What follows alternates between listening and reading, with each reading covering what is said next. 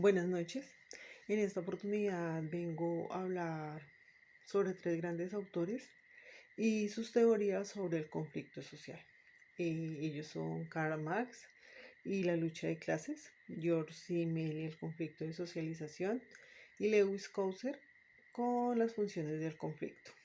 Estos tres autores hablan del conflicto y sus funciones y cómo esto contribuye a un equilibrio en la vida social. Marx nos habla sobre la lucha de clases sociales, desde cómo ha existido y aún si esto sigue insistiendo y sigue teniendo gran influencia en la vida social.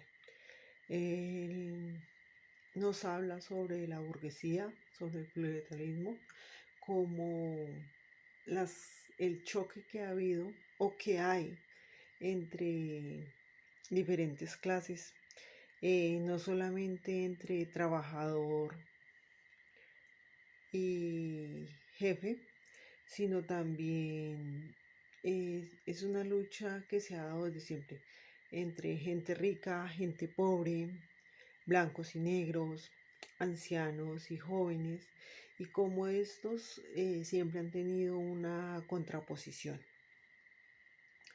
Es cierto que la sociedad tiene que producir para sobrevivir y la forma en que la sociedad se organiza, mm, esto lo llamamos maneras de producción y allí es donde entra la burguesía y el pluralismo.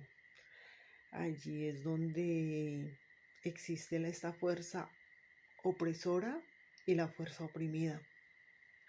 Allí también es donde vemos que el trabajador siempre da su valor extra, pero esto la mayoría de veces, por lo regular, siempre llega a las manos del empleador.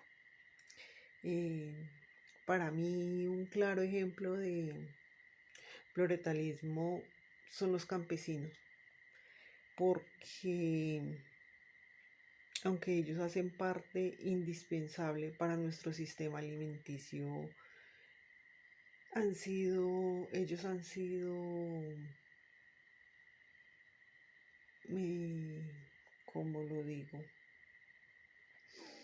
Ellos han sido poco remunerados, han sido discriminados. En ellos se ha visto bastante la desigualdad. Incluso en el momento que han sido desplazados de sus territorios por el conflicto. Yo creo que un ejemplo más claro de esto no puede ser el campesino.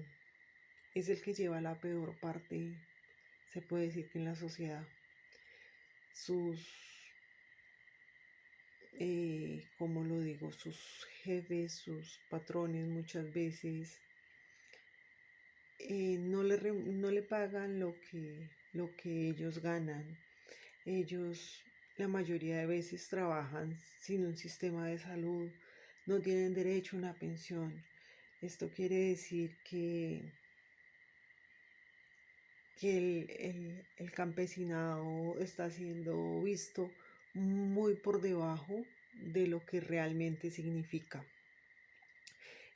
También tenemos a George Simmel, donde él afirma que el conflicto es una forma de socialización esencial y no es solamente destructiva. En su teoría de integración a la sociedad y definición de límites, hay que hacerlo para resolver los problemas.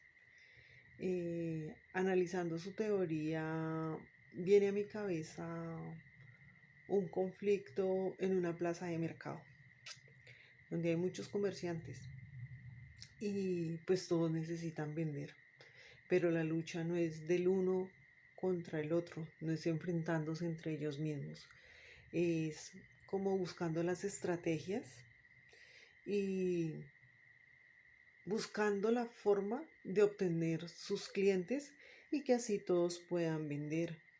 Y esto hace pues que se regule la economía y que todos puedan tener sus negocios pues, organizadamente. Lewis Coser con la funcionalidad del conflicto. Él nos dice que esta lucha es una lucha de valores, de poder, de recursos. Y pues allí se ve mucho el conflicto por los intereses. Un claro ejemplo de esto es como los trabajadores de una empresa y que aunque paradójicamente el conflicto no sería pues algo para bien, esto ayuda pues a fortalecer la estructura interna y pues al llevar o al hacerse una negociación entre trabajadores y jefes, se equilibran las normas y se genera un equilibrio en el poder. Yo me baso mucho en ejemplos cotidianos y al estudiar estos temas trato mucho de observar mi entorno, o sea, mi alrededor. Y me he dado cuenta que un ejemplo de lo que nos dice Coser puede ser una finca cafetera. El dueño debe poner sus reglas y estrategias para que sus trabajadores estén conformes y estén bien en su finca. Si ellos se sienten bien, no abandonan su finca y no se pierde la cosecha por falta de mano de obra. De lo contrario, de lo contrario, si el dueño no les da las oportunidades, no les da como esa garantía de poder trabajar, es algo perjudicial. Eh, un dueño de una finca cafetera sin trabajadores está condenado a que su productividad baje.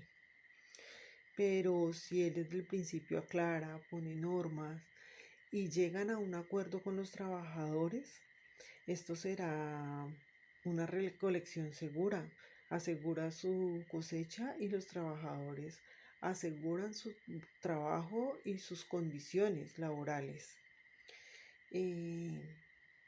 Bueno, yo creo que este ha sido mi punto de vista desde los lectores y el estudio que hicimos estos autores. Muchas gracias.